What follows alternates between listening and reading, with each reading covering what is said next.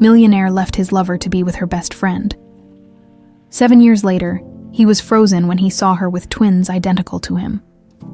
He walked closer and Brandon Walker stepped out of the high-end restaurant in downtown Los Angeles, adjusting the cuffs of his tailored suit.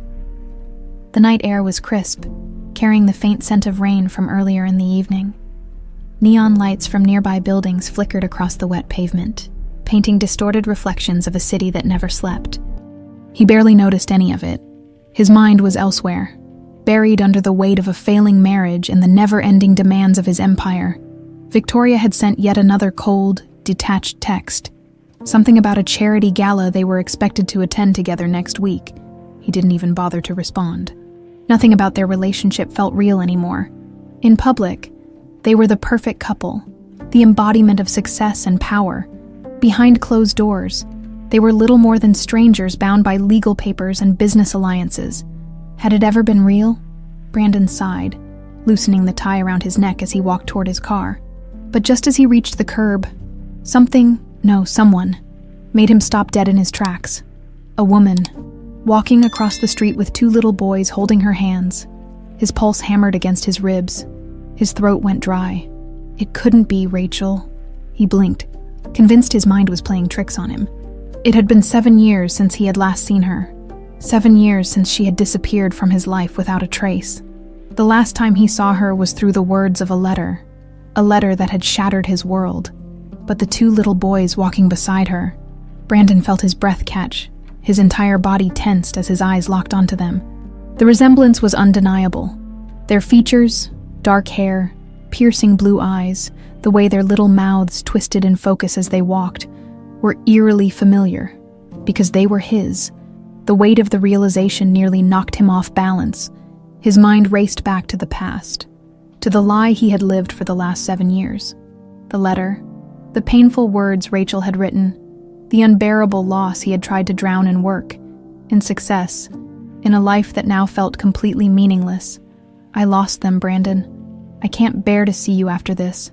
Please don't try to find me, it's over. That was what she had said. That was what he had believed. But if the babies were gone, then who were these boys? Brandon felt his legs moving before his mind caught up. He followed them, his heartbeat thundering in his ears.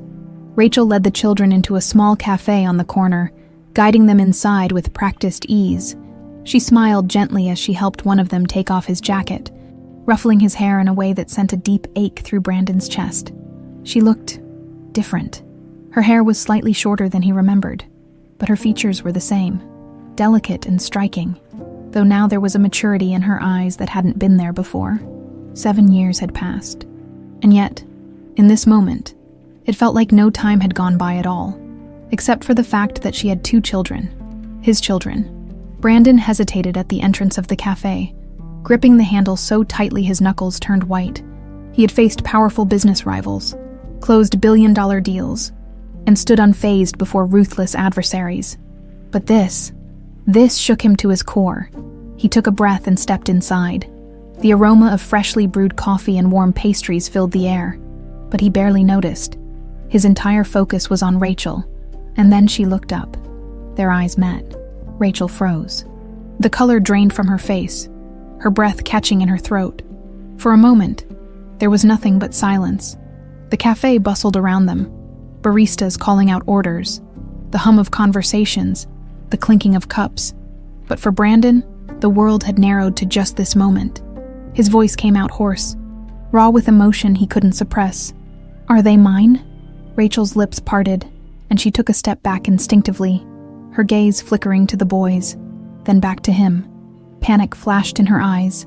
Brandon took another step closer, desperate for an answer, for anything that could make sense of the impossible truth staring him in the face.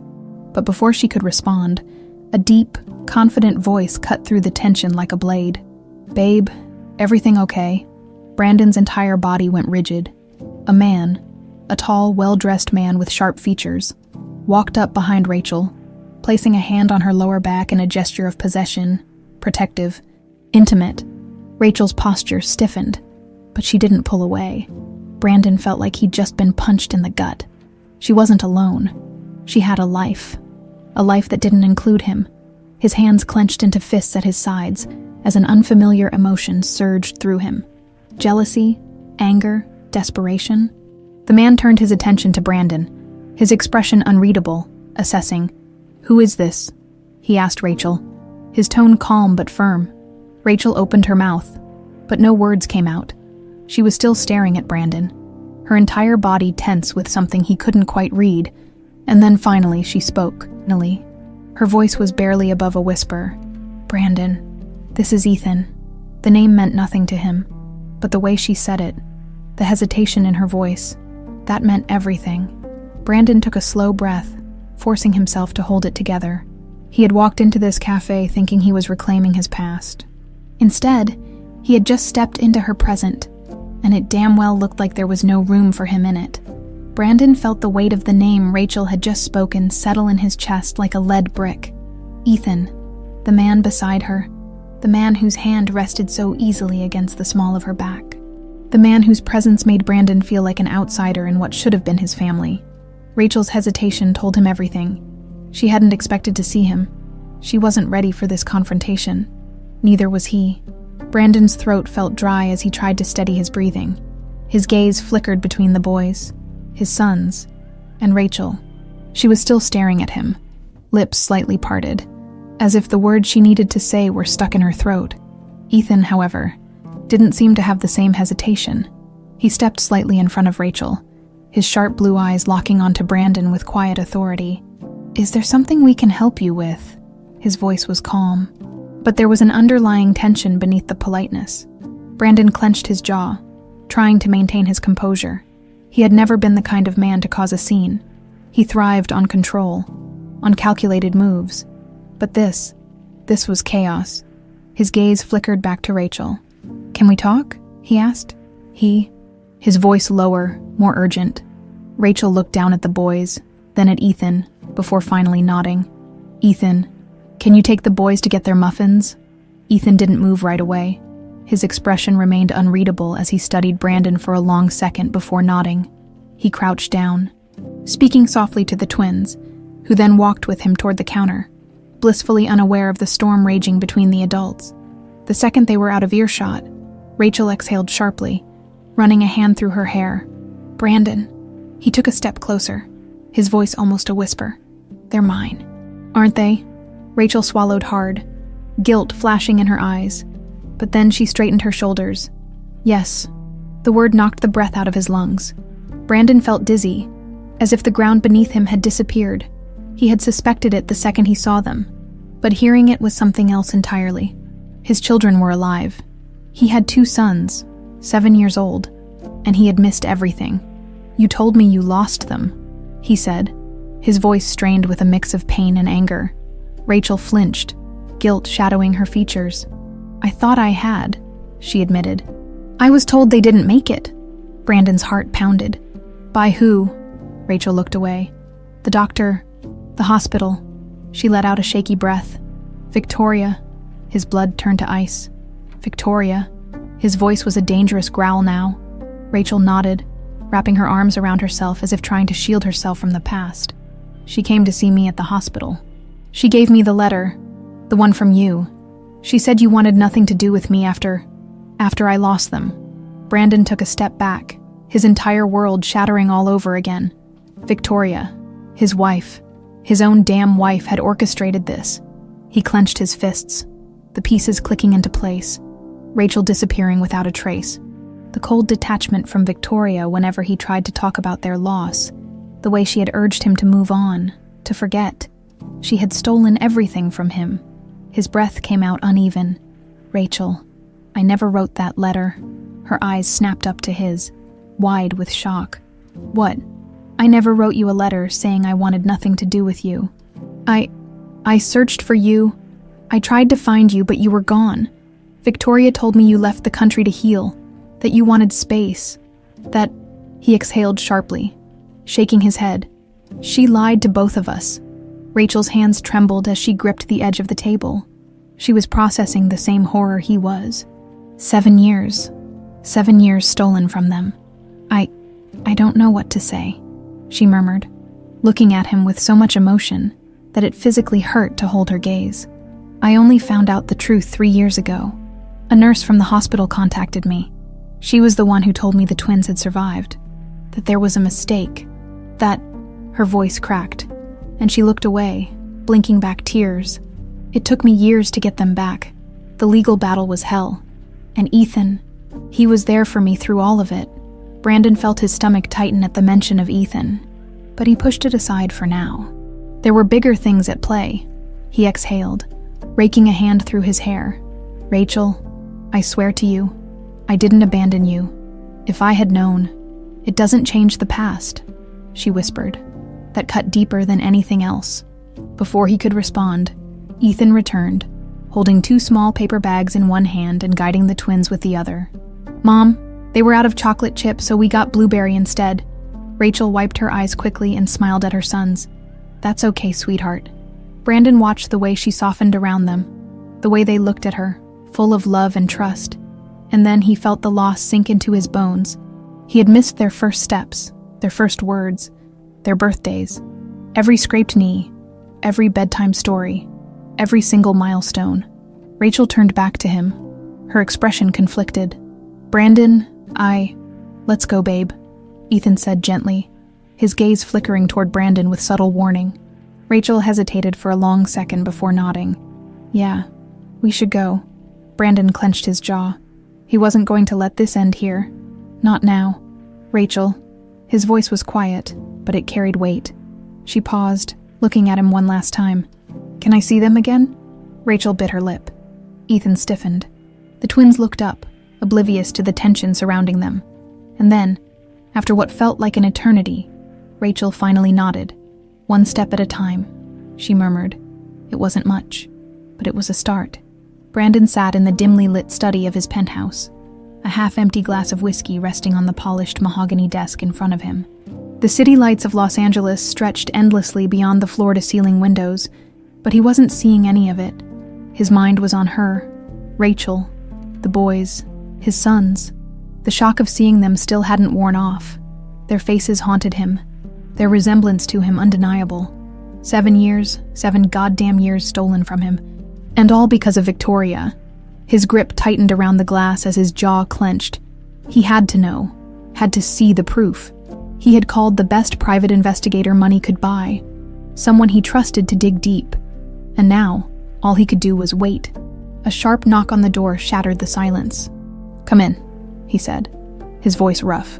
The door opened, and Marcus Layton, his investigator, walked in, holding a thick folder, a man in his late 40s.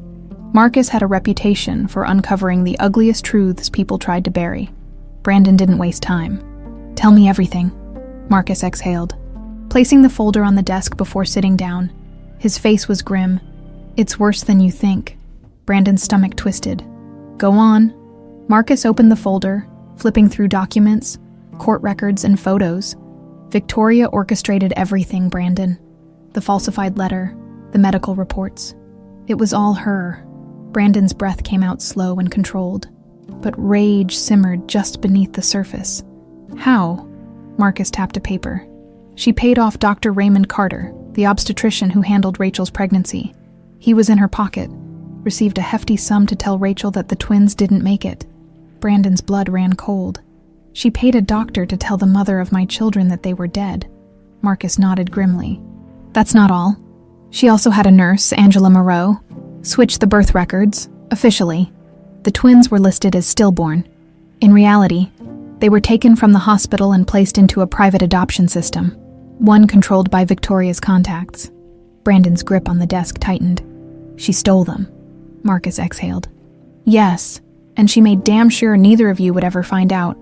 Rachel was devastated, left the hospital in pieces. You, on the other hand," Marcus's gaze darkened. "She made sure you believed Rachel had abandoned you after the loss." Brandon inhaled sharply, his hands shaking with barely contained fury. That's why Victoria had pushed him to move on so quickly. Why she had been so insistent that Rachel was gone for good.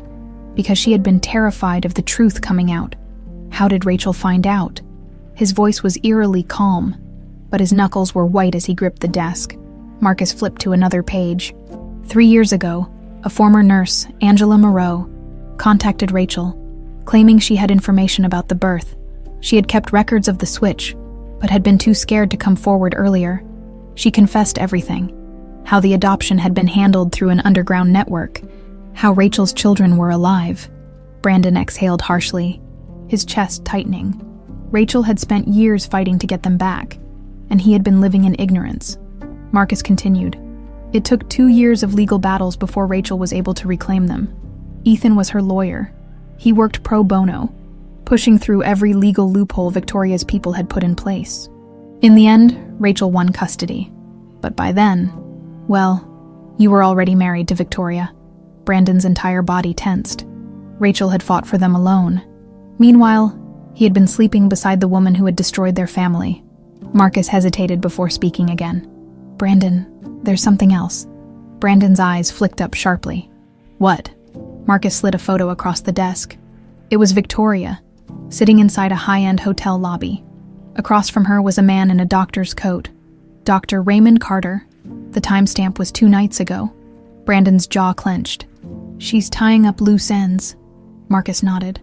I wouldn't be surprised if the doctor suddenly disappeared or had a convenient accident. She knows the truth is coming out, and she's trying to cover her tracks. Brandon pushed back from his desk, standing abruptly. His entire body was rigid with tension. Where is she now? Marcus hesitated. Still at your house. Brandon grabbed his jacket, already moving toward the door. Walker. Brandon paused. Marcus's gaze was steady. She's dangerous when she's cornered. Brandon's lips curled into a humorless smirk. So am I. Walker Estate, 11:45 p.m. Brandon pushed open the heavy oak doors of his mansion with a force that made them slam against the walls. His entire body was coiled tight, adrenaline pumping through his veins. Victoria was in the grand sitting room, a glass of red wine in her hand, lounging on the velvet couch as if she didn't have a care in the world. Darling, she purred, lazily glancing at him. You're home late. Brandon didn't say a word at first. He just walked toward her with controlled fury, his eyes dark and dangerous. Something in his expression made her sit up straighter. Brandon. He threw the folder onto the coffee table. The paper spilled out, exposing every single lie she had told. Recognize this. His voice was low, lethal. Victoria's eyes flickered to the documents, and for the first time, her mask of cool detachment cracked. You stole my children! Brandon's voice was like thunder now, raw and sharp. You made Rachel believe they were dead. You stole 7 years from me. Victoria's breath hitched, but she quickly recovered, setting her wine glass down with a forced smile. Brandon, listen. No. His voice cut through the air like a blade. You listen. He leaned in, his fury ice-cold and controlled now. I am going to expose you for the monster you are. Everything you've built, your reputation, your power, your money, it's all going to come crashing down. Victoria's lips parted, but no words came out for the first time in her life. She had no control over the situation. Brandon took a step back, his voice deadly calm. Enjoy your last night of freedom, Victoria. And with that, he turned on his heel and walked away. Victoria, for the first time ever, looked truly afraid. Victoria Walker had always prided herself on being in control. Control over her image, control over her marriage, control over the empire she had carefully woven around Brandon.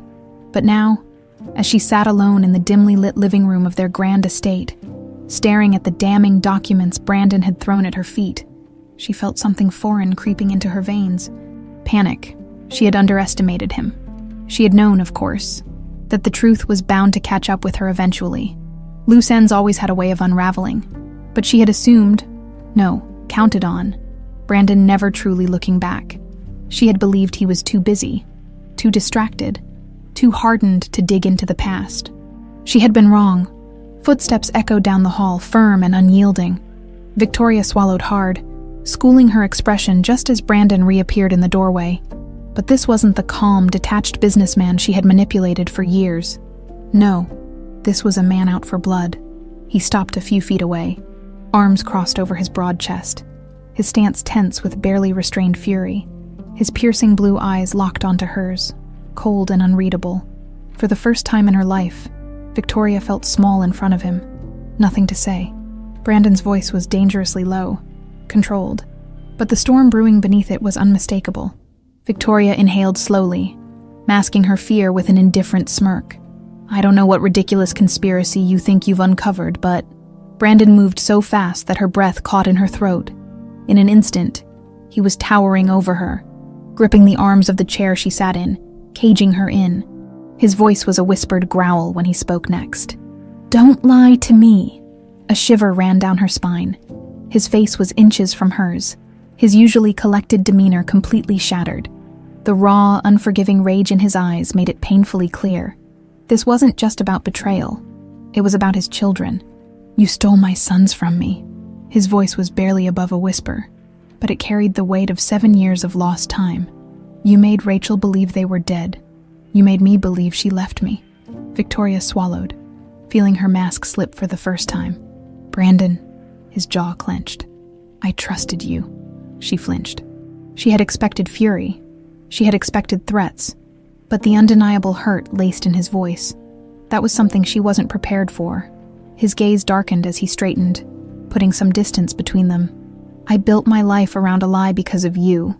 Do you have any idea what that means? Victoria hesitated, her mind racing. Shut up. Her breath hitched. Brandon never raised his voice. Ever. Until now. You spent years making me believe Rachel abandoned me, he continued, his voice sharper than a blade. You convinced me to marry you while knowing that my sons were out there, growing up without me. You stole my family, Victoria. She forced herself to keep her tone steady. I did what I had to do. Brandon let out a humorless laugh, shaking his head. You did what you had to do. Are you even listening to yourself? Her fingers tightened around the edge of the chair. Rachel wasn't good for you. Brandon. She was weak. Say her name again, and I swear. He exhaled sharply, running a hand through his hair, trying to contain the rage burning inside him. Victoria shifted, regaining some of her composure. Fine, she said, voice carefully neutral. You found out, so what now? Brandon's eyes flashed. You're going to pay for this. She tilted her head, forcing a smirk. Be careful with threats, darling. I'm still your wife. His lips curled into something that wasn't quite a smile. Not for long. Victoria stiffened. Brandon stepped back, but his gaze never wavered. I've already filed for divorce, he said, voice laced with finality.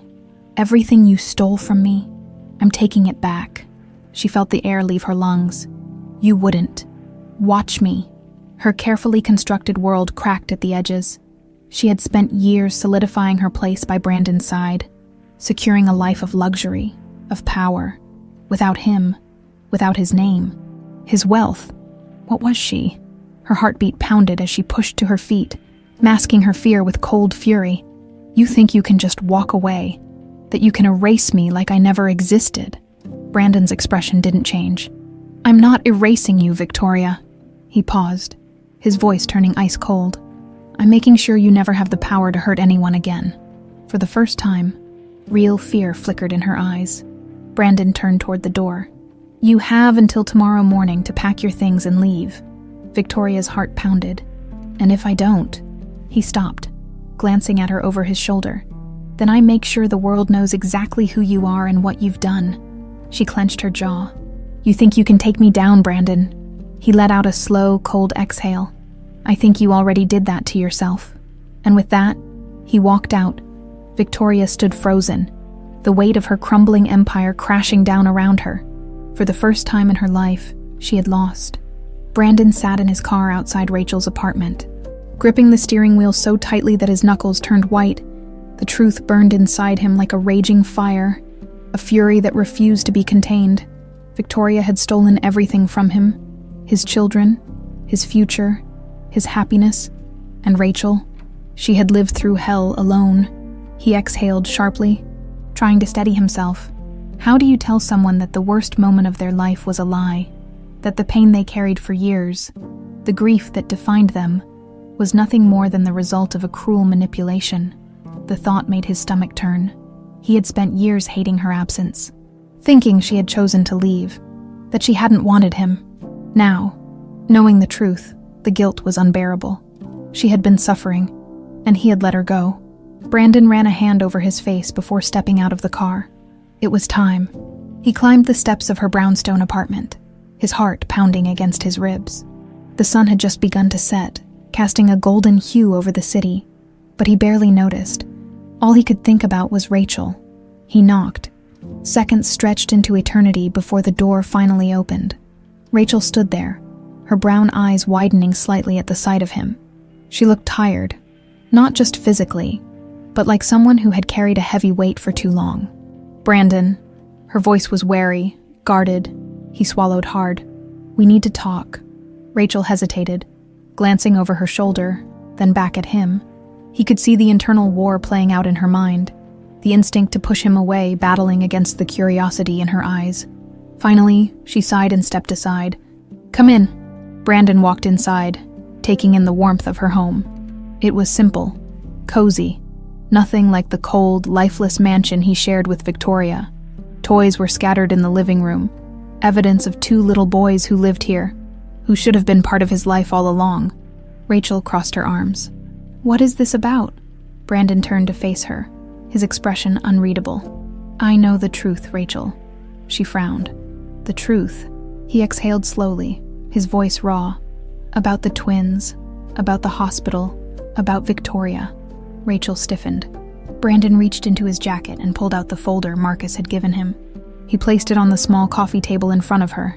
"It's all in here, proof, documents, witness statements." His voice softened. "You were lied to, Rachel. We both were." Rachel didn't move.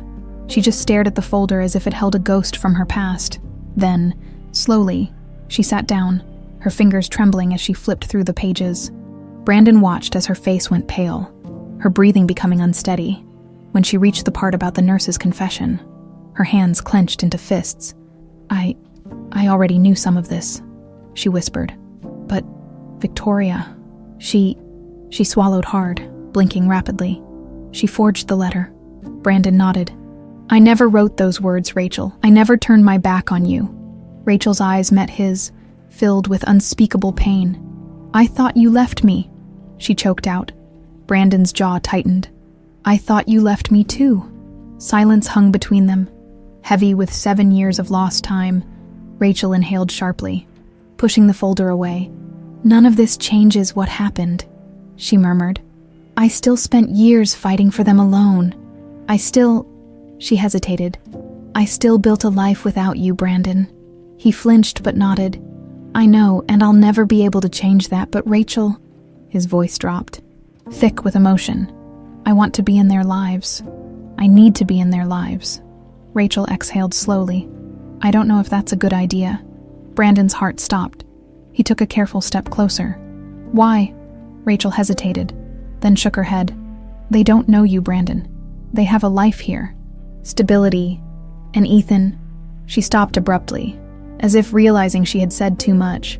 Brandon's stomach twisted. "Ethan." Rachel looked away. "He's been there since the beginning. He fought with me. He loves them." Brandon felt like someone had punched him in the gut. "Do they call him Dad?" Rachel's silence was answer enough. Brandon took a step back, running a hand over his face. He had spent years mourning something that wasn't even real, only to find that someone else had filled his place. Rachel bit her lip. "Brandon, I need to think about this. You showing up now. It changes everything." Brandon clenched his fists. He wanted to fight, to demand what was his. But Rachel was right. He couldn't just walk in and rewrite history. "I understand," he said finally, his voice strained. "But I'm not going anywhere. They're my sons, and I'm going to be in their lives, whether you're ready or not." Rachel's eyes darkened. "This isn't just about what you want, Brandon." "No," he agreed. "It's about what they deserve." A long silence stretched between them before Rachel finally exhaled. "I'll talk to them, but I'm not making any promises." Brandon nodded. It was a start. He turned toward the door, but before he could leave, Rachel spoke again. "Brandon," he turned. Her expression was unreadable, but her voice was barely above a whisper. "If I had known the truth back then," she hesitated, "would we have made it?" Brandon's heart ached at the question. He looked at her for a long time before answering, his voice heavy with 7 years of regret. "Yes," he whispered. "We would have." And then he walked out. leaving Rachel with the truth she had spent years unknowingly living without. Brandon sat in his car outside Rachel's brownstone, gripping the steering wheel so tightly his knuckles turned white. He had faced boardrooms filled with ruthless billionaires, negotiated deals worth billions, and built an empire from the ground up. But nothing had ever made him feel this unsteady. Because this wasn't a business deal. This was about his sons. He exhaled sharply, running a hand through his hair. Rachel had agreed to let him see them, but her words from the night before still echoed in his mind. They don't know you, Brandon. They have a life here, stability. It wasn't just about proving himself to Rachel. He had to prove himself to them. A knock on the window startled him. He turned to see Rachel standing outside, arms crossed, watching him carefully. Taking a deep breath, he stepped out of the car. "You're early," she said, arching an eyebrow. Brandon managed a small smirk. "Didn't want to be late for my first day on the job." Rachel's expression softened slightly, but the caution in her eyes remained. "They're inside," she said, glancing toward the door. "Ethan's out for the day, so it's just us." Brandon swallowed the bitterness that rose at the mention of Ethan. But he pushed it aside. This wasn't about him. Rachel opened the door and Brandon stepped inside. The house smelled like cinnamon and something sweet. Freshly baked cookies, maybe. The warmth of the home was a stark contrast to the cold, lifeless mansion he shared with Victoria. It felt real. Laughter echoed from the living room, and Brandon's chest tightened. He followed Rachel into the room and stopped at the sight before him. Two little boys sat cross-legged on the floor, surrounded by Legos. His breath hitched. For a moment, he could do nothing but stare. They were perfect. Their dark hair was slightly messy, their faces alight with focus as they built something together. One of them was carefully placing a block, while the other watched intently. Then, as if sensing they were being watched, one of them looked up. Brandon froze. Big, familiar blue eyes locked onto his, eyes that were unmistakably his own. His heart stopped. Rachel cleared her throat. "Lucas, Daniel, this is..." She hesitated. "This is Brandon." The boys blinked up at him. For a long moment, there was silence. Then, the one who had been holding the Lego piece, Lucas, tilted his head. "Hi," he said cautiously. Brandon swallowed the lump in his throat. "Hey, buddy?" Daniel, the quieter of the two, narrowed his eyes. "Are you Mom's friend?" Brandon glanced at Rachel, then back at them. He could feel Rachel watching him closely, waiting to see how he would handle this. He hesitated, then knelt down to their level. "I guess you could say I'm someone who should have been here a long time ago." Lucas frowned. "You're late." Brandon let out a small chuckle, though it was tinged with sadness. "Yeah, kid, I'm really late." Daniel studied him. "You look like us." Brandon's throat tightened. Rachel shifted uncomfortably. "Boys, why don't you show Brandon what you're building?" Lucas perked up. "It's a spaceship." He grabbed the half-finished model and held it up proudly. "It's got lasers and a secret door so bad guys can't get in." Brandon's lips curved into a genuine smile. "That's pretty awesome." Lucas grinned, clearly pleased. "Wanna help?" Brandon blinked. He had imagined this moment so many times, had agonized over it, convinced they would reject him.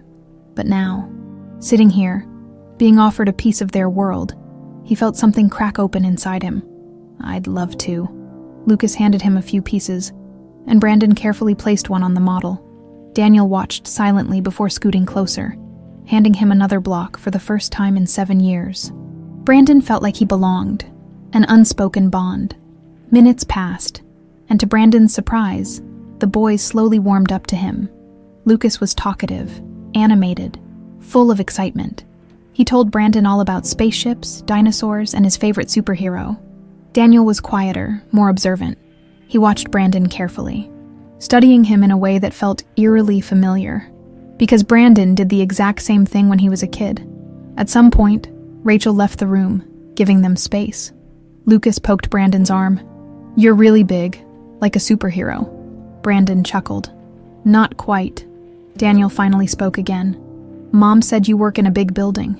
Brandon nodded. "I do. A really big one." Lucas tilted his head. Bigger than the one Batman has. Brandon smirked. Maybe, but I don't have a bat cave, so he wins. Lucas grinned, while Daniel remained thoughtful. Mom doesn't like that building, he muttered. Brandon's stomach twisted. He knew exactly what Daniel meant. Rachel had spent years associating his world with pain and betrayal. I get that, Brandon said gently, but maybe she'll like it a little more now. Daniel frowned, clearly skeptical. Maybe. Lucas leaned closer, lowering his voice to a whisper. Mom cries sometimes at night. Brandon felt his chest tighten. Lucas continued. She thinks we don't know, but we do. Brandon ached. For Rachel. For the years she had spent suffering alone. For the moments he had missed. Before he could respond, Rachel reappeared in the doorway, watching them with an unreadable expression. It's getting late, she said softly. Lucas pouted. But we're not done. Rachel sighed, but there was the tiniest hint of a smile on her lips. You can finish later. Brandon hesitated, then turned to the boys. How about I come back, and we finish it together? Lucas's face lit up. For real. Brandon nodded. For real. Lucas grinned. Okay. Daniel didn't say anything at first, but after a long pause, he gave a small nod. Brandon swallowed past the lump in his throat. It wasn't much, but it was a start. Rachel walked him to the door. As he stepped outside, he turned to her, his voice low. Thank you for this. Rachel hesitated, then nodded. One step at a time, Brandon. As the door closed behind him, Brandon let out a shaky breath. For the first time in 7 years, he felt hope.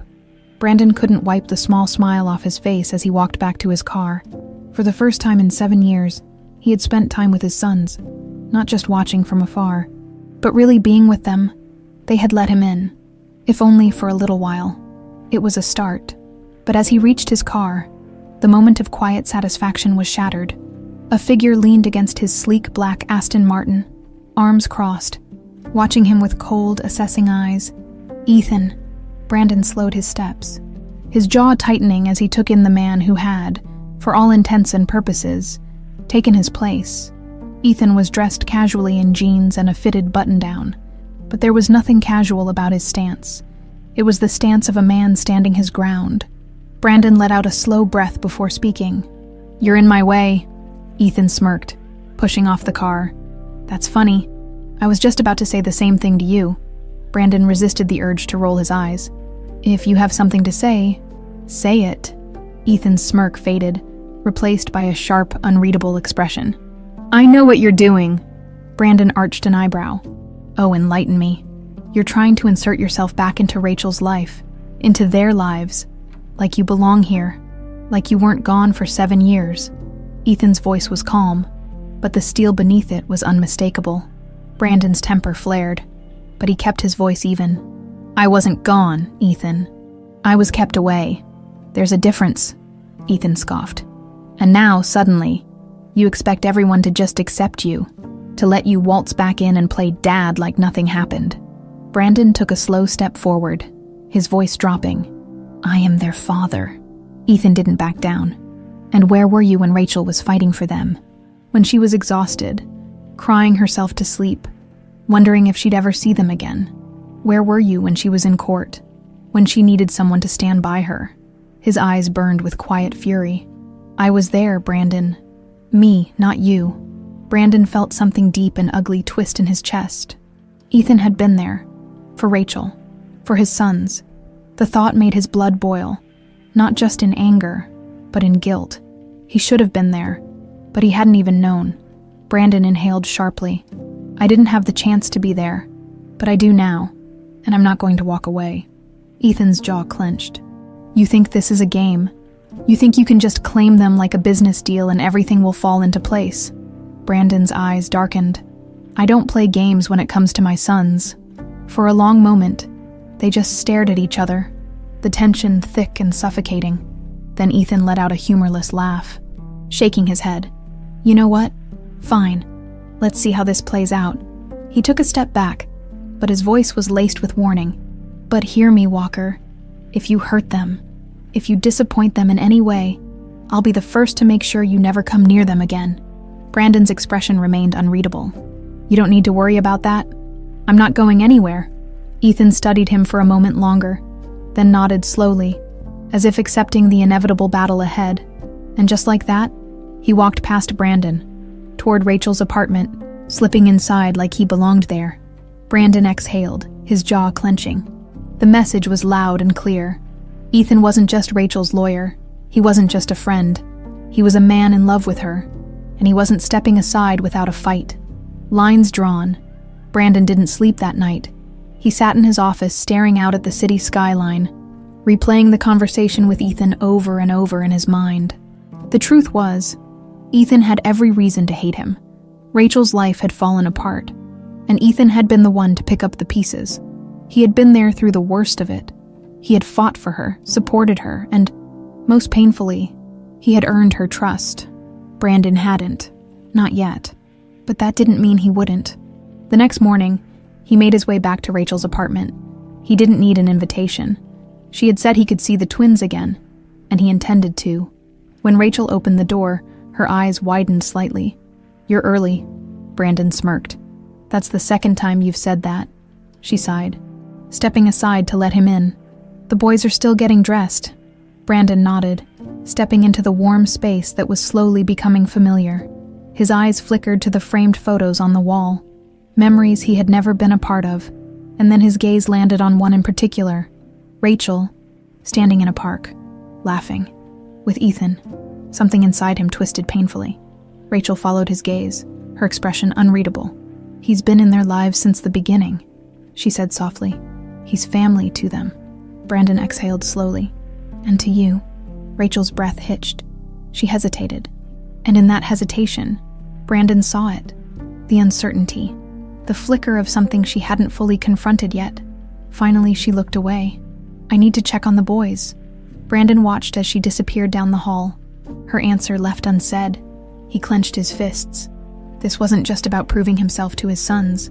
This was about Rachel too. And he wasn't about to let Ethan be the one to win her over. Because whether she admitted it or not, she still belonged with him. Victoria Walker was not a woman who accepted defeat.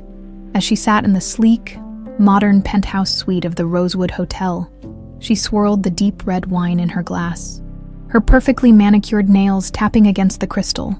The city skyline stretched before her, glittering and alive, but all she could see was the mess Brandon had left her in. She had built a life at his side, controlled the narrative, ensured that no other woman would ever take what was hers.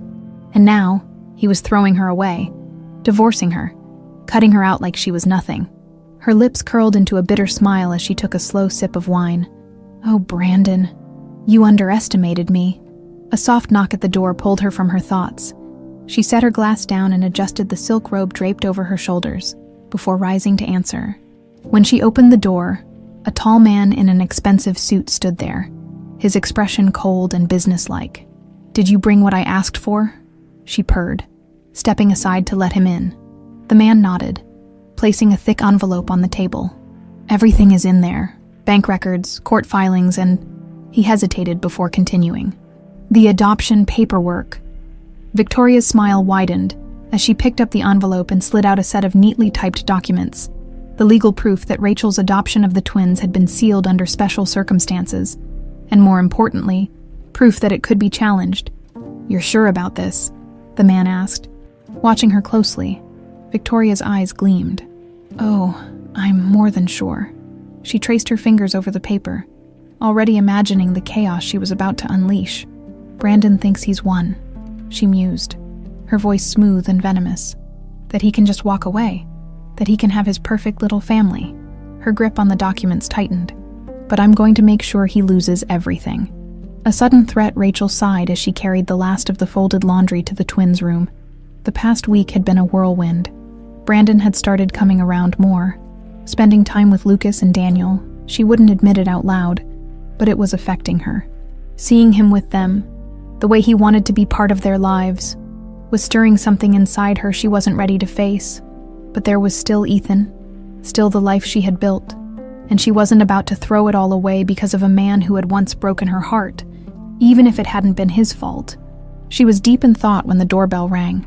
Frowning, she wiped her hands on her jeans and headed for the door. The second she opened it, her stomach dropped. Victoria Walker stood on her doorstep, dressed in an elegant navy blue dress, her blonde hair styled to perfection. She looked as if she had stepped out of a fashion magazine. Polished, poised, and utterly venomous, Rachel's first instinct was to slam the door in her face. But Victoria's smug smile told her she was expecting that reaction. "Hello, Rachel," she said smoothly, tilting her head. "Aren't you going to invite me in?" Rachel crossed her arms. "Get off my property." Victoria's smile didn't waver. "Oh, darling, I don't think you'll want to do that." She pulled an envelope from her designer purse and held it up. "Because if you do, you'll never see your children again." Rachel's blood ran cold. "What the hell is this?" she demanded, snatching the envelope from Victoria's hand. "Just a little legal complication," Victoria said casually, stepping past Rachel and into the house. "Oh, what a lovely home, so quaint." Rachel ignored her, tearing open the envelope. Her hands shook as she scanned the documents. Her heart stopped. Legal paperwork, a challenge to the adoption, a claim that, because of the irregularities in how the twins were taken from her at birth, the original ruling could be contested.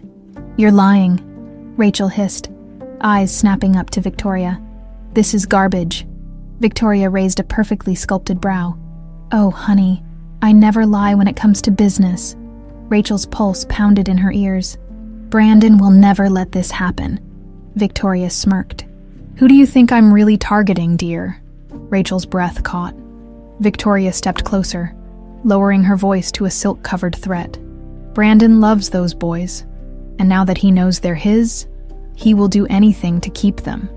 Rachel clenched her fists. "If you think you can use them as leverage to get Brandon back, you're more pathetic than I thought." Victoria's cold laughter sent a chill down Rachel's spine. "Oh, I don't want Brandon back, sweetheart. I want him ruined."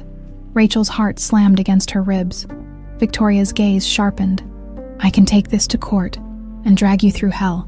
I have the money, the power, and the best lawyers in the country." She smiled, a predator baring its teeth. "And when I'm done, either Brandon will have full custody," she tilted her head, "or I'll make sure neither of you do." Rachel's stomach turned. She had fought for years to get her boys back. She wasn't about to let this woman take them away. Taking a shaky breath, she squared her shoulders. "Get out." Victoria sighed dramatically. "So rude, but I expected no less." She turned to leave, but then she glanced over her shoulder. "Enjoy your time with them, Rachel," she said lightly, "because soon it might just be your last." With that, she strolled out the door, leaving Rachel gripping the paper so tightly her knuckles turned white. For a long time, she just stood there, her mind racing. Then, without hesitation, she grabbed her phone and dialed. Brandon answered after one ring. "Rachel," her voice shook. "It's Victoria," she whispered. "She's trying to take them away from me." There was silence on the other end. Then, Brandon's voice, low and deadly. "Over my dead body." Brandon sat in his office, gripping his phone so tightly he thought it might shatter. Rachel's voice still echoed in his ears, filled with panic and desperation. "It's Victoria. She's trying to take them away from me." Rage coiled in his chest. Cold and suffocating, of course. She was. Victoria had never known when to quit. She had stolen 7 years from him, manipulated him into a loveless marriage, and now she was coming for his children, not on his watch. Brandon pushed back from his desk, already dialing Marcus Layton's number. The investigator picked up almost immediately. "I need you to find out everything Victoria is doing," Brandon ordered. "Every lawyer she's contacted, every move she's made." Marcus sighed. "Brandon, I was about to call you. It's worse than you think." Brandon's grip on the phone tightened. "Tell me," Marcus hesitated. "She's not just trying to challenge the adoption. She's trying to prove Rachel is an unfit mother." Brandon's breath left him in a slow, controlled exhale. What the hell is she using? She's digging into Rachel's past, looking for anything. Financial struggles, medical history, even psychological evaluations from when she was fighting for custody of the twins. She's twisting everything to make it look like Rachel is unstable. Brandon closed his eyes, his fists clenching. Victoria was willing to destroy Rachel just to get to him. "She's filing an emergency motion," Marcus continued. "If the judge agrees, Rachel could lose temporary custody while they investigate. Brandon shot up from his chair. Like hell she will. She has powerful lawyers, Brandon. You know how this works. Brandon did know. Money and power could turn lies into truths in a courtroom. And Victoria, she had plenty of both. Brandon ran a hand over his face. What's the fastest way to shut this down? Marcus hesitated. Honestly, you need to make a sacrifice. Brandon's jaw clenched. What kind of sacrifice? Rachel's vulnerability is that she's alone in this, Marcus said. But if the court sees that the father is stepping up, that he's willing to take responsibility, they'll have no grounds to remove the kids from her custody. Brandon frowned. Meaning, you have to file for joint custody, officially, publicly. You have to show the court that you are actively stepping into the role of their father, leaving no room for Victoria to question Rachel's ability to parent. Brandon froze. Joint custody? It made sense if he was legally involved in his son's lives. Victoria's claims would fall apart. She couldn't argue that the twins were better off without Rachel if Brandon, their biological father, stood beside her. But that also meant a battle. It meant stepping into Rachel's world and forcing her to accept him, fully, legally, permanently. She wasn't ready for that. Hell, she was barely letting him in now. Brandon exhaled sharply. She's going to hate this. Probably, Marcus admitted. But it's the only way to protect them. Brandon nodded slowly. File the paperwork. The breaking point, Rachel paced her living room, her hands trembling as she clutched her phone. The fear in her chest was suffocating. Victoria had power, money, connections, and Rachel knew firsthand how easy it was for the legal system to be twisted. Her babies. She couldn't lose them. A sharp knock at the door made her jump. She rushed to open it, her breath catching when she saw Brandon standing there, his expression hard and determined. "You need to pack a bag," he said. Rachel blinked. "What?" "You and the twins. You're coming with me." Rachel stared at him. "Brandon, Victoria is filing for an emergency custody review," he interrupted. "If she wins, they could take the boys away temporarily while they investigate. I'm not letting that happen." Rachel's stomach dropped. Brandon took a deep breath. "I filed for joint custody." The words hit like a freight train. Rachel's head snapped up. "You did what?" Brandon held her gaze. "It was the only way to shut Victoria down before she gains any ground. The court isn't going to separate them from their biological parents if we both stand together." Rachel's pulse pounded. "You didn't even talk to me about this." "There wasn't time," Brandon said, his voice sharp. "And I wasn't going to risk waiting while Victoria plays dirty." Rachel stepped back, her arms wrapping around herself. "Brandon, this isn't just about winning. This is about my children, my life. You just forced me into something I wasn't ready for." Brandon exhaled, pinching the bridge of his nose. "I know, Rachel. I know. But what choice did I have?" Her chest rose and fell rapidly. "Do you have any idea how hard I fought for them? What I went through? And now you—" Her voice cracked. "You just come in and claim them like a business deal." Brandon flinched. "This isn't about a claim," he said quietly. "This is about protecting them. Protecting you." Rachel looked away, her throat tight. This wasn't how she wanted it. She wasn't ready for this. But deep down, she knew he was right. She inhaled sharply. "What now?" Brandon's jaw tightened. "We move. Now, if Victoria's people show up with court orders, I don't want them anywhere near the twins. We go somewhere safe. Somewhere she can't touch you." Rachel hesitated, then nodded. Brandon's shoulders relaxed slightly. "Good. Pack whatever you need. I'll take care of the rest." Rachel turned toward the twins' room. But Brandon caught her wrist gently. She looked up, startled by the intensity in his gaze. "I'm not trying to take them from you," he said, his voice low, raw. "I just want to be their father." Rachel swallowed hard. "I know." Brandon released her hand, stepping back. "Then let me help you." Rachel didn't reply. Instead, she turned and walked away, her heart pounding, because for the first time, she wasn't sure if she was fighting Brandon or falling for him all over again. Victoria Walker had always believed that money and power could buy her way out of anything. It had worked for years. Until now, she sat in her luxury suite at the Rosewood Hotel, a glass of whiskey untouched on the table beside her. The city lights glittered beyond the window, but she wasn't admiring the view. Her hands trembled as she scrolled through the news alerts on her phone. Walker Enterprises CO files for joint custody and legal battle against estranged wife. Her jaw clenched. Brandon had moved faster than she expected. She thought he would fight, thought he would struggle against the legal web she had spun. But instead, he had done the one thing she hadn't predicted. He had gone all in. With Brandon filing for joint custody, her entire strategy had collapsed overnight. She couldn't claim Rachel was an unfit mother when the biological father was standing beside her, demanding his parental rights. The courts would never strip custody from both parents unless there was overwhelming evidence. Evidence she didn't have, Victoria had lost before the battle had even begun. Her fingers curled around the whiskey glass, her breath unsteady. This wasn't how it was supposed to end. A sharp knock at the door made her look up. She took a deep breath, steeling herself before crossing the room and opening it. A tall, severe-looking man in an expensive suit stepped inside without waiting for an invitation. His expression was cold, professional. "It's over," he said flatly. Victoria's nails dug into her palm. "Don't be dramatic," he exhaled, looking at her like she was a lost cause. "Brandon's legal team just submitted the paperwork. The judge won't even entertain your petition now that he's filed for custody. If you keep pushing this, all you'll do is waste money and embarrass yourself." Victoria forced a smile. "I have more money than time." The lawyer shook his head. "Not for long." Something in his tone made her spine stiffen.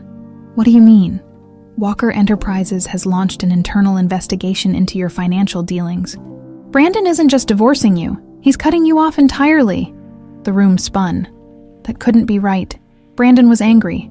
Yes, furious even. But he wouldn't destroy her, would he? Her lawyer continued, his voice sharp. "He's already frozen the joint accounts. Your credit cards. Canceled.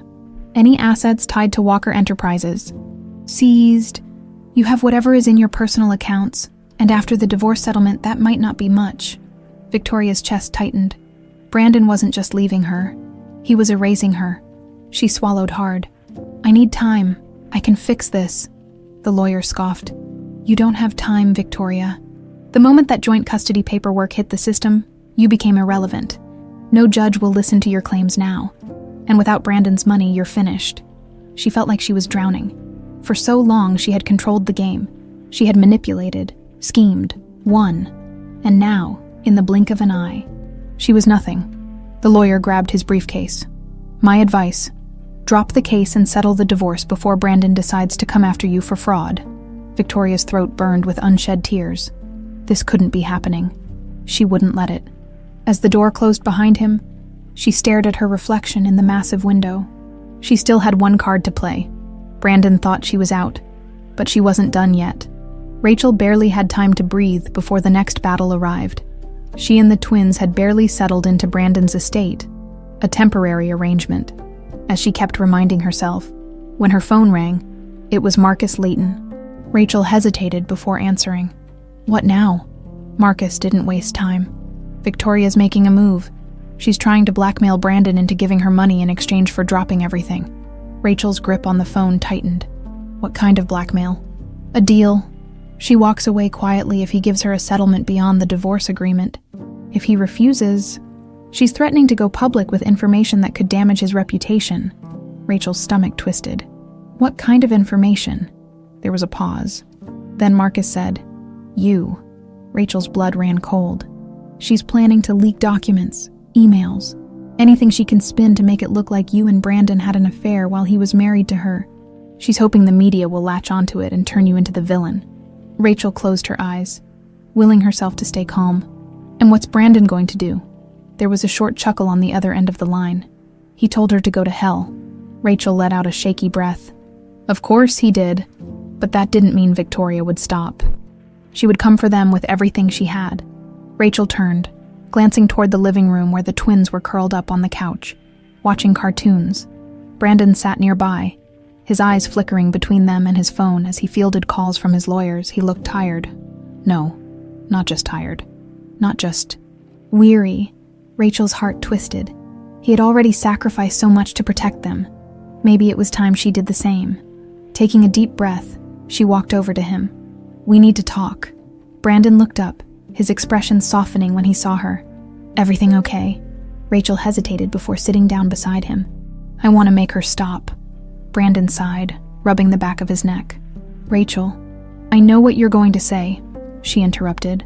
That it's not my problem, that you'll handle it. But Brandon, she swallowed, this isn't just about you anymore.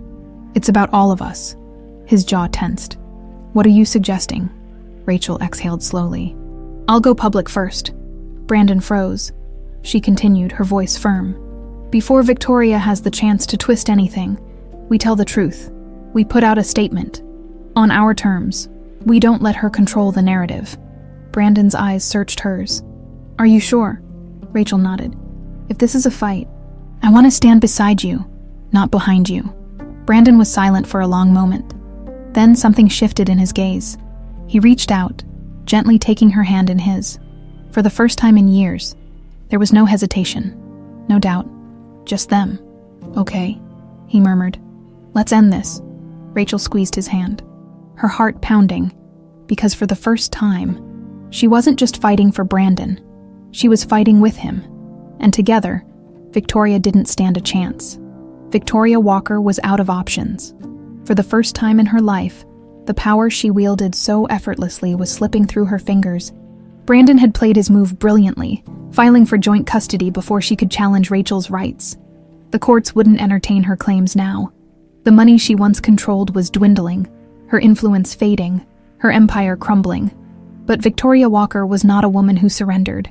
Sitting in the dimly lit corner of an upscale lounge, she traced the rim of her martini glass with one manicured finger. Her mind racing, across from her sat the last person who could help her salvage what was left of her life. Paul Reynolds, a ruthless fixer known for handling high-profile scandals. If there was anyone who could turn this around, it was him. Paul leaned back in his chair, watching her with a calculating expression. Brandon's already shut down your legal options. What exactly do you want me to do? Victoria's red lips curled into a slow, deliberate smile. You know how the media works. Paul, perception is everything. Paul raised an eyebrow. You want me to manufacture something? Victoria took a sip of her drink, savoring the sharp burn before responding. Brandon and Rachel think they've won. They think they can ride off into the sunset, hand in hand like some fairy tale couple. She placed her glass down with a soft clink. But what happens if that illusion is shattered? Paul exhaled through his nose, shaking his head. If you're asking me to fabricate an affair or dig up dirt on Rachel, I'll tell you right now, it won't work. The public already sympathizes with her. Brandon filing for joint custody only strengthens that image. You attack her. You make her a victim. You attack him. You make him a martyr. Victoria's nails tapped against the table, her irritation simmering just beneath the surface. She needed a scandal, but not one that could backfire. Then an idea flickered in her mind. Slowly, she leaned forward. What if Rachel isn't the target? Paul studied her for a long moment before nodding. Go on. Victoria's smile widened. Brandon has spent his entire career building his reputation as a businessman with integrity. He's always been careful, always been calculated. She tilted her head. But what if the world saw a different side of him? One where his emotions cloud his judgment. Paul's interest was piqued. You want to provoke him? Victoria's eyes gleamed. Exactly. Paul sighed, rubbing his temple. You'd need something personal, something that hits him where it hurts. Victoria's smirk was pure venom. I think I know just the thing. Brandon sat in his office, staring at his phone as if willing it to ring. Rachel had insisted on going forward with the public statement, controlling the narrative before Victoria could spin her web of lies. It had been a risk, but so far it was working. The press had responded favorably, and for the first time, the chaos Victoria thrived on was slipping through her grasp. Still, something gnawed at him. Victoria wasn't the type to give up. She had always been at her most dangerous when she was cornered. A sharp knock at his office door made him look up. Marcus stepped inside, his face unreadable. We have a problem. Brandon tensed. What is it? Marcus placed a folder on the desk. Flipping it open. Victoria is playing dirty. She leaked a story this morning. Brandon's stomach tightened as he skimmed the documents. Billionaire Brandon Walker caught in secret meeting with Rachel Bennett before divorce. The article was sensationalized garbage, but it was dangerous nonetheless. Victoria had twisted the timeline. making it seem like he and Rachel had been involved before his marriage ended, painting Rachel as the woman who had stolen him away. Brandon exhaled sharply, clenching his jaw. This is her last move. Marcus nodded. She's trying to trigger a public meltdown, if she can get you to lash out. If you say something reckless, she can use it against you in court. Brandon leaned back in his chair, his mind racing. The only thing keeping Victoria afloat was the illusion of control. If he didn't give her a reaction, she would lose everything. His phone buzzed. Rachel. Brandon picked up immediately. I saw the article, he said without preamble. Rachel's voice was tight. What do we do? Brandon exhaled slowly. We do nothing. There was a pause. Brandon? She wants me to snap, he said firmly. She's desperate. If we give her nothing, she loses. It's over. Rachel hesitated, then sighed. Are you sure? Brandon's voice softened. Trust me. Victoria paced her hotel room, the tension in her chest growing with every passing hour. The story was spreading, but Brandon wasn't reacting.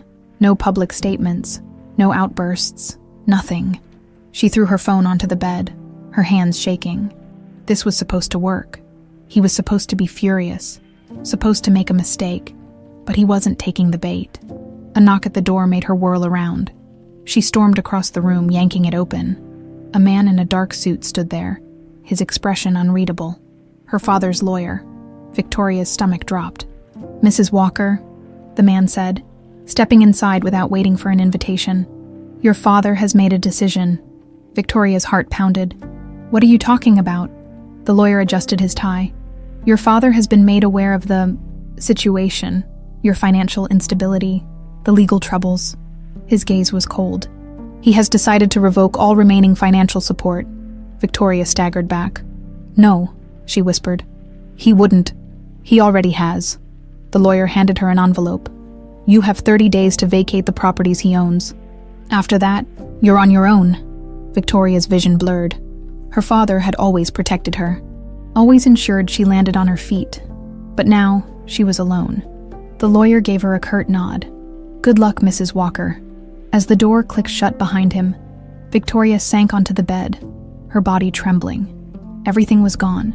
Brandon, the money, her power. She had played every card, made every move, and still, she had lost. A sob broke from her lips as the crushing weight of reality finally settled on her shoulders.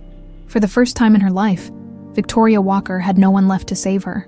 Brandon sat in his office, staring at the city skyline as the late afternoon sun dipped below the horizon. The past few days had been a whirlwind. Legal battles, media attacks, and the slow but steady dismantling of Victoria's empire. And yet, as much as he wanted to revel in her downfall, he couldn't shake the weight pressing against his chest. This wasn't just about winning. It was about putting everything behind him. He had spent 7 years trapped in a life he never wanted, believing in lies that had cost him the most important things in the world, Rachel and his children. Now, finally, the war was over. His phone buzzed on the desk, snapping him from his thoughts. Marcus, Brandon answered. Tell me it's done. Marcus exhaled. She's finished. The lawyers confirmed it. Victoria officially dropped her custody challenge this morning. The judge dismissed the case entirely. Rachel and the twins are safe. Brandon let out a slow breath, relief washing over him. And the divorce. Finalized by the end of the week. Brandon nodded, gripping the edge of his desk. Good. But then Marcus hesitated. There's something else. Brandon frowned. What? She wants to see you. Brandon's grip tightened. Victoria. She called your lawyer directly, Marcus said. Asked for one last meeting. She said it's important. Brandon clenched his jaw. She doesn't get to demand anything from me. I figured you'd say that, Marcus replied. But she sounded different, Brandon scoffed. Victoria's always been a good actress. I know, Marcus admitted. But this wasn't the same. She didn't sound like a woman plotting her next move. She sounded like a woman who's lost everything. Brandon exhaled sharply. He should have ignored it. Should have let her rot in the mess she created. But something about Marcus's tone made him pause. I'll meet her, Brandon said finally. But it's going to be on my terms. Victoria Walker sat alone in a quiet corner of an upscale restaurant, the kind she used to frequent when her world was whole. But now, She barely recognized the woman staring back at her in the reflection of the window. Her designer dress, once a symbol of power, felt like a costume. The diamonds around her neck, a desperate attempt to cling to an image that no longer existed. She wasn't the queen of anything anymore. She was a woman with nothing left to lose. The sound of approaching footsteps made her straighten. Smoothing her expression into something unreadable, Brandon Walker stopped in front of her, hands in his pockets, his presence as commanding as ever. "Victoria." His voice was cool, detached. She forced a small smile. "You came." "I don't have much time," he said, sliding into the chair across from her. "Say what you need to say."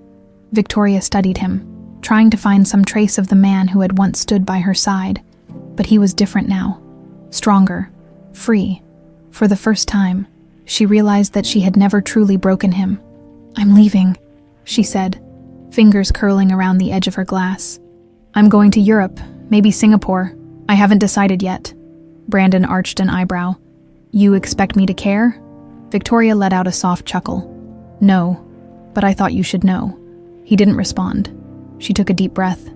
"I lost, Brandon." He nodded. "Yes, you did." Her lips parted slightly at the bluntness, but she didn't argue. "I don't expect forgiveness. I don't even expect you to believe me when I say, I did love you, in my own way." Brandon's expression didn't change. "If you loved me, you wouldn't have stolen my children.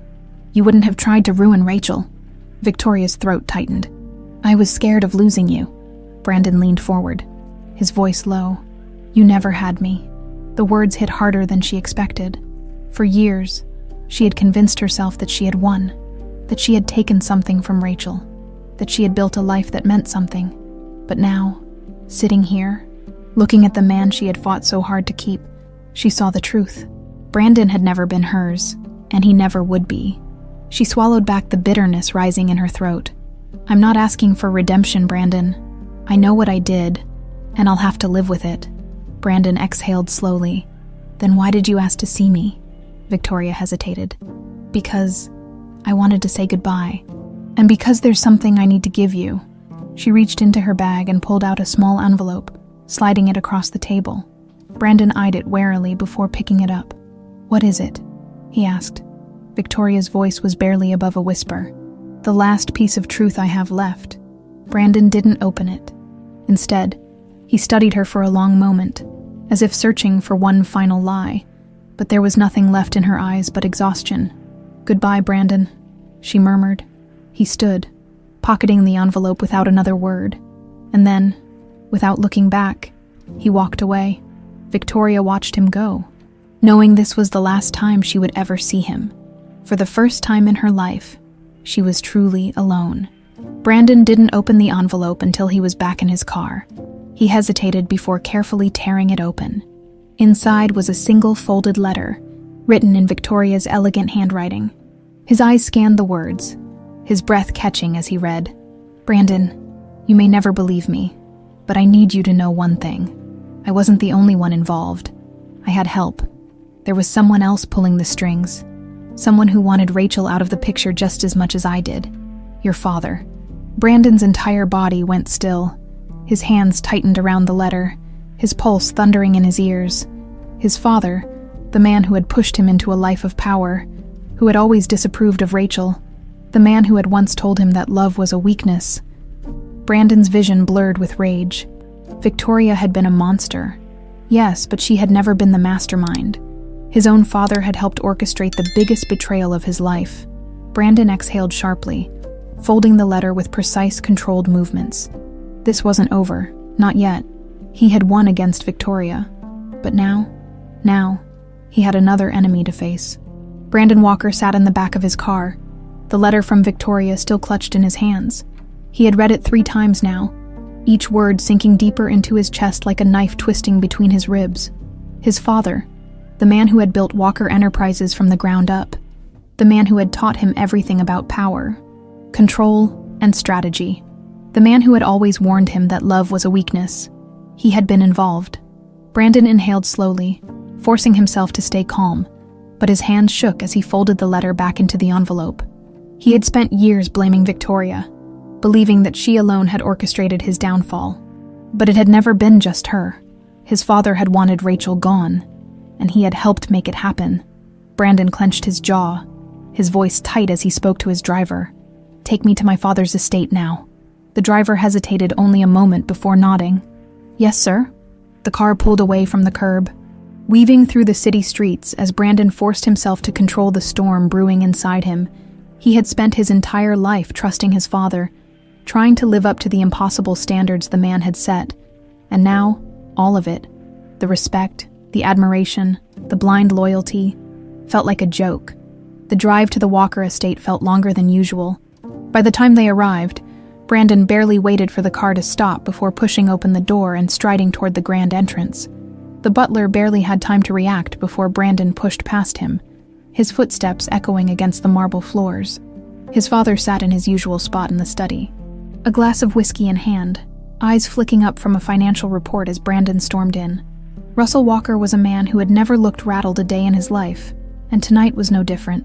He leaned back in his chair, expression unreadable. "Brandon," he greeted calmly, swirling the whiskey in his glass. "To what do I owe the pleasure?" Brandon tossed the envelope onto the desk between them. "Read it." Russell's gaze flickered down to the letter, then back to his son. He didn't move to pick it up. "I assume this is from Victoria?" Brandon's jaw tightened. "So you don't even deny it?" Russell exhaled through his nose, finally setting his glass down. "Deny what, exactly?" Brandon's hands clenched into fists. "That you were part of it. That you helped her destroy my life, my family, my children." Russell's expression remained unbothered, but there was something in his eyes, calculated caution. "You're upset," he said evenly. "I understand that." Brandon's rage flared. "Don't patronize me." Russell sighed, finally picking up the letter and unfolding it. His eyes scanned the words, and when he finished, he set it down without a hint of remorse. "Yes," he admitted, "I was involved." Brandon felt like he had been punched in the gut.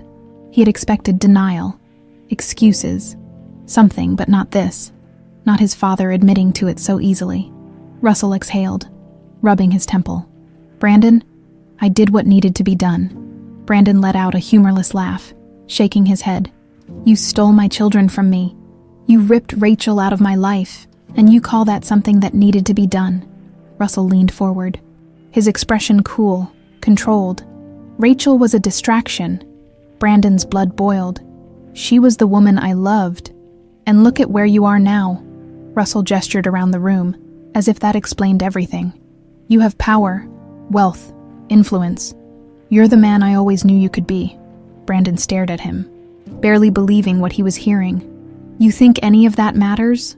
Russell sighed, clearly exasperated. "Don't be naive, son. Love makes men weak. It clouds judgment. I had to make sure you stayed focused." Brandon's vision blurred with rage. "So you tore my life apart." Russell's expression didn't change. "I protected you," Brandon snapped. He slammed his hands against the desk, leaning in close, his voice low and dangerous. "You destroyed me." Russell didn't flinch. "I made you." Brandon's breathing was ragged, his control hanging by a thread. This man, his own father, had taken everything from him. He had stood by while Victoria lied, manipulated, and stole, and he had done it all because he believed that love was a weakness. Brandon straightened, his heart pounding. "I don't owe you anything." Russell arched an eyebrow. "Everything you have, Brandon. You have because of me." Brandon's lips curled into a humorless smirk. "And yet I have more now than I ever did under your control." His father's expression flickered. Just for a second, Brandon turned toward the door. "Where are you going?" Russell called after him. Brandon paused, glancing over his shoulder. "To build something you could never understand," Russell scoffed. "And what's that?" Brandon's voice was steady. "A life worth living." And with that, he walked away, leaving his father behind for good. When Brandon arrived back at his penthouse, he felt like he had been carrying a weight for years. And now, finally, it was gone. He had spent too long living under his father's shadow. Too long chasing the version of himself that his father had forced him to be. Now, he was ready to live for himself. His phone buzzed. "Rachel," he answered immediately. "Hey." There was a hesitation on the other end before she finally spoke. "Are you okay?" Brandon let out a slow breath. Yeah, and for the first time in years. He meant it. Rachel's voice softened. The boys asked if you were coming over tomorrow. Brandon's chest tightened. He smiled. I'll be there. And this time, he wouldn't be late. Brandon stood outside Rachel's house, his heart pounding harder than it should have been. He'd spent his life negotiating multi-billion-dollar deals, facing down corporate giants and dismantling empires. And yet, standing here, about to see his sons, he felt like a nervous wreck. This was different, because this wasn't just about winning. This was about earning back what should have been his all along. He exhaled slowly, forcing himself to knock. A few seconds later, the door swung open, and Rachel stood there, her brown eyes cautious but softer than before. You came, she said simply. Brandon managed a small smirk. Told you I would? Rachel hesitated for a beat before stepping aside. They're in the backyard. Brandon walked inside, his senses immediately taking in everything. The warmth of the home, the laughter spilling from outside, the scent of something sweet, baking in the oven. This was a home, something he hadn't truly had in years. Rachel led him through the house until they stepped onto the back patio. The sight before him made his chest tighten. Lucas and Daniel were chasing each other across the grass, their laughter ringing through the air. Pure, unfiltered joy. His sons. Brandon swallowed hard. He had lost so many years, missed so many moments. And yet, somehow, this wasn't the end. It was a beginning. Lucas spotted him first. His eyes widened in surprise before breaking into a grin. Hey, you're back. Brandon's heart clenched. You're back. Like he had been here before. Like he belonged. He forced himself to speak past the lump in his throat. Told you we had a spaceship to finish? Lucas lit up, running over and grabbing his hand. Come on, Daniel already messed up the engine, so we gotta fix it. Daniel, who had been watching more cautiously, finally stepped forward. He studied Brandon for a long moment before speaking. You're really staying this time? Brandon felt that question deep in his soul. He lowered himself to Daniel's level, looking him in the eye. I'm not going anywhere, buddy. Daniel nodded slowly, then handed him a piece of Lego. Then you better help fix it right. Brandon let out a breath he didn't know he had been holding. This was real. The boys weren't just letting him in. They were trusting him. Rachel sat on the porch, watching the scene unfold, her expression unreadable, but when his eyes met hers, she didn't look away. And for the first time, there was no anger, no resentment, just possibility. An hour later, Rachel called the boys in for dinner. They groaned in protest, but she shot them the look, and they quickly scrambled inside. Brandon hesitated, standing on the porch as Rachel leaned against the doorway. You can stay, she said suddenly. Brandon blinked. What? She gestured toward the house. For dinner, if you want. Brandon hesitated, not because he didn't want to, but because this felt too good to be real. Rachel must have noticed his hesitation because she sighed. Brandon, I know this doesn't fix everything. I know we can't just pretend the past didn't happen. Brandon's jaw tightened. I wouldn't expect you to. She nodded. But the boys need you, and whether I like it or not, I need to get used to you being around. Brandon searched her face, looking for any trace of doubt, but there was none. Only a woman who had spent years fighting alone, and was finally letting herself accept that she didn't have to anymore. I'd like that, he said softly. Rachel nodded before disappearing inside. Brandon exhaled slowly before following her. For the first time in a long time, he wasn't stepping into a boardroom or a battlefield. He was stepping into something far more important. A family. Dinner was chaotic. Lucas talked non-stop, filling Brandon in on everything. His favorite superheroes, the latest game he wanted, how Daniel cheated at hide-and-seek. Daniel, though quieter, observed Brandon carefully, as if still deciding how he felt. Rachel barely spoke, but every now and then, her eyes met Brandon's, and something unspoken passed between them. When dinner ended, the boys were still buzzing with energy. Lucas ran over, grabbing Brandon's sleeve. Can you read us a story? Brandon hesitated. Rachel watched silently, letting the moment play out. Daniel crossed his arms. Mom does the voices. Brandon smirked. Oh yeah, think I can do them better. Lucas gasped dramatically. Challenge accepted. Brandon chuckled, letting them drag him toward the couch. Rachel lingered by the doorway, watching as Brandon settled between them, a book in his hands. As he started reading, voices and all, something inside her shifted. She had spent years believing she had to protect the boys from Brandon, that letting him in would only lead to more heartbreak. But now she was starting to realize that maybe she had been protecting herself all along. Later that night, when the boys were finally asleep, Rachel walked Brandon to the door. The silence between them was heavy, filled with things neither of them knew how to say. Finally, she spoke. "They like you." Brandon exhaled, rubbing the back of his neck. "I like them too." Rachel nodded. "I don't know where this goes from here, but I think we're okay." Brandon studied her carefully. "Okay is a good place to start." Rachel hesitated before giving him the smallest smile. And in that moment, for the first time since everything had fallen apart, Brandon saw something in her eyes he hadn't seen in years. Hope. Brandon hadn't been able to get Rachel out of his mind since that night. It wasn't just the way she had watched him with the boys, or the way she had slowly started to let her guard down. It was the way something between them had shifted, something that had once been broken but was now cautiously being pieced back together. He had told her that okay was a good place to start, but deep down, he knew that wasn't enough. Not for him, not for what he felt for her.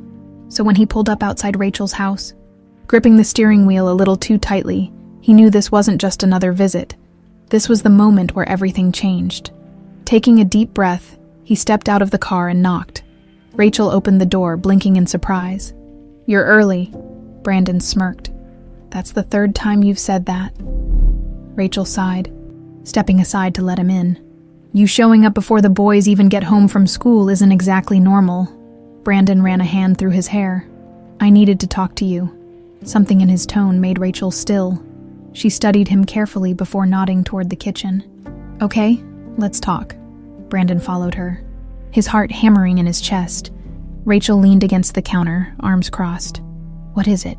Brandon hesitated. "I've been thinking a lot about everything. About us, about the past, and about what comes next." Rachel exhaled slowly. "Brandon, I need to say this," he interrupted gently. Rachel closed her mouth, waiting. Brandon took a step closer, his voice raw. "I spent years thinking you left me, hating you for it. And then, when I found out the truth, I hated myself even more for believing it." Rachel's lips parted slightly, but she didn't interrupt. "I can't get those years back," he continued, his throat tightening. "I can't erase the pain. I can't undo what happened. But Rachel," his voice softened, "I don't want to spend another second pretending that what I feel for you just disappeared." Rachel swallowed hard. "Brandon," he stepped closer, closing the space between them. "Tell me you don't feel it too," he murmured. Rachel looked away, her breathing uneven. "It's not that simple." "Why not?" She let out a short, humorless laugh. "Because this isn't just about us anymore. There are 2 little boys in the middle of this. Boys who love you. And if this doesn't work, they'll be the ones who suffer." Brandon nodded slowly.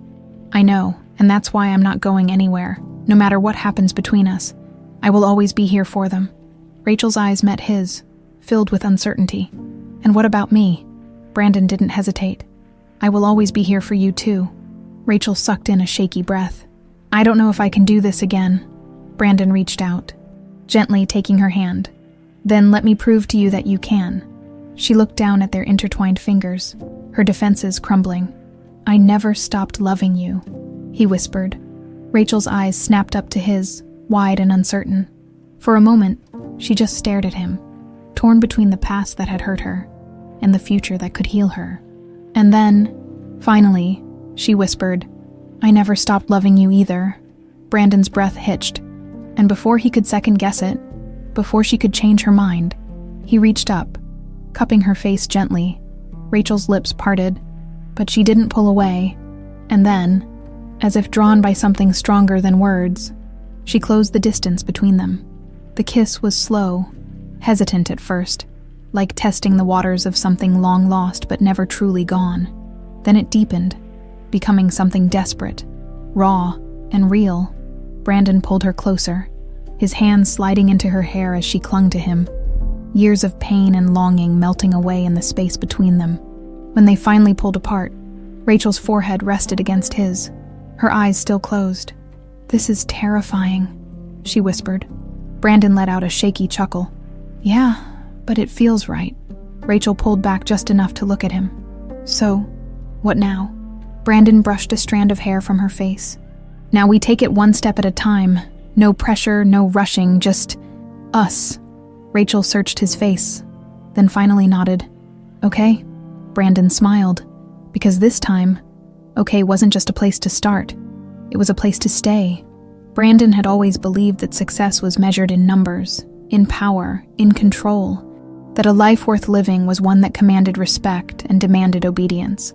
But sitting on Rachel's porch on a quiet Sunday morning, watching Lucas and Daniel chase each other around the yard, he realized he had never understood true success until now.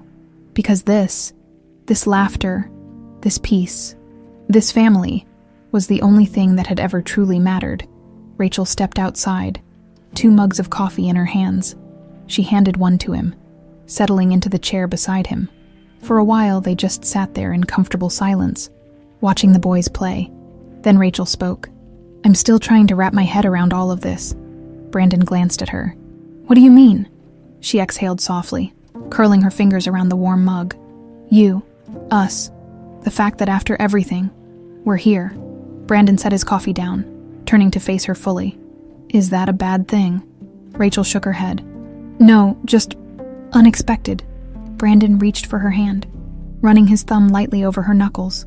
"I meant what I said, Rachel. I'm in this, completely." Rachel bit her lip, hesitating. "The boys, they're my sons," Brandon said firmly, "and I will spend the rest of my life making up for the years I lost with them." Rachel's gaze softened. "They love you, you know." Brandon swallowed hard. "I love them too." Rachel squeezed his hand. "Then I think we might just be okay." Brandon smiled. "I think so too." They sat there for a moment, letting the weight of the past settle behind them. Then Lucas came barreling up the porch, his face flushed with excitement. "Mom, Brandon, guess what?" Rachel arched an eyebrow. "What?" Lucas grinned. "Daniel said you two kissed last night." Rachel nearly choked on her coffee, while Brandon let out a deep, amused chuckle. Daniel appeared behind his brother, crossing his arms. "It was obvious," Rachel groaned, covering her face. "Oh my God." Lucas turned to Brandon, eyes wide. "So does this mean you're our dad now?" Brandon's chest tightened. He bent down to their level, looking between them seriously. "I was always your dad, buddy. I just wasn't here. But I am now." Lucas beamed, throwing his arms around Brandon's neck. Daniel hesitated for a moment before joining in, his hug a little more reserved, but just as meaningful. Rachel watched the scene unfold, her eyes brimming with emotion. She had fought so hard, for so long, to protect her boys, to give them the life they deserved. And now, for the first time in 7 years, she didn't feel like she had to fight alone. Later that night, after the boys had gone to bed, Rachel stood by the window, watching the city lights flicker in the distance. Brandon walked up behind her, wrapping his arms around her waist. She leaned into him without hesitation, exhaling slowly. "Do you ever think about what might have been?" she murmured. Brandon pressed a soft kiss against her temple. "All the time." Rachel swallowed hard. "Do you regret it?" Brandon turned her in his arms so she was facing him. "I regret the time we lost, but I don't regret where we are now." Rachel searched his face. "Even after everything." Brandon smiled. "Especially after everything." A small, shaky breath escaped her. "I don't know how to do this." Brandon cupped her face, his thumbs brushing gently against her cheekbones.